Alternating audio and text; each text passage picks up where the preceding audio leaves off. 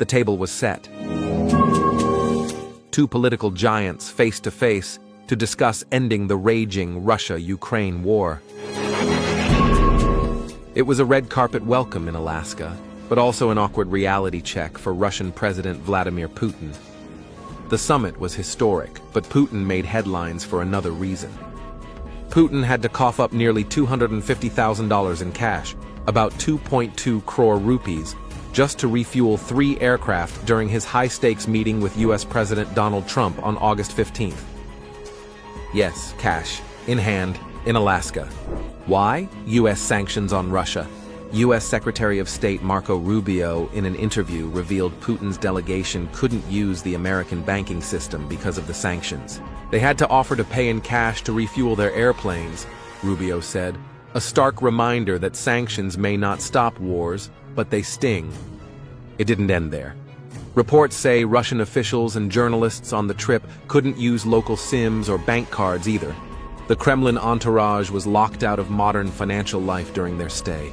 Washington did lift travel restrictions till August 20th, so the Anchorage summit could happen.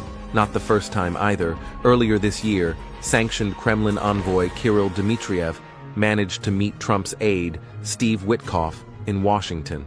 But the Alaska trip screamed one thing: Russia's financial isolation. Did the Trump-Putin summit deliver?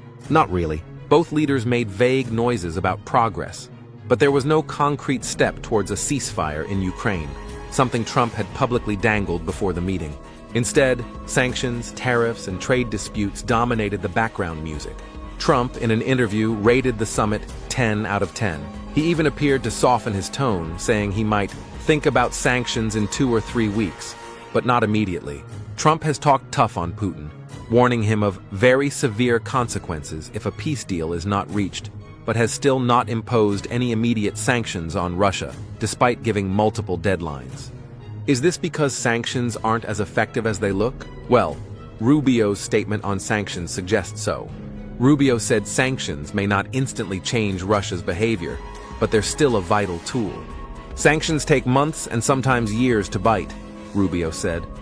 And yet this entire episode has exposed the geopolitical contradictions.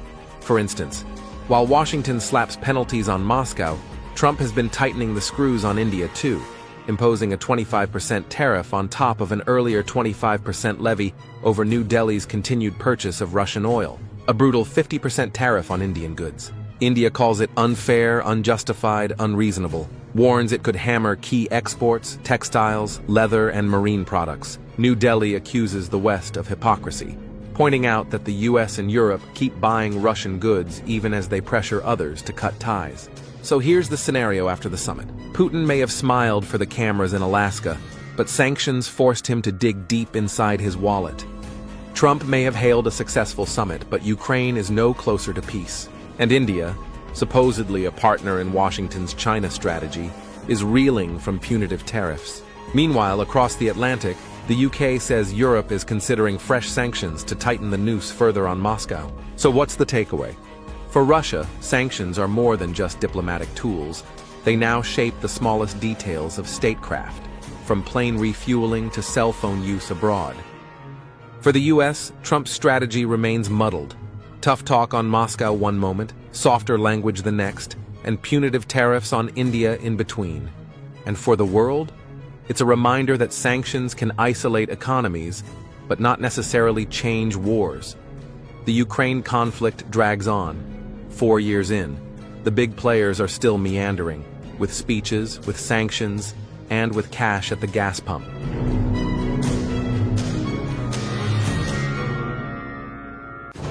If you like this content, like, comment, and subscribe.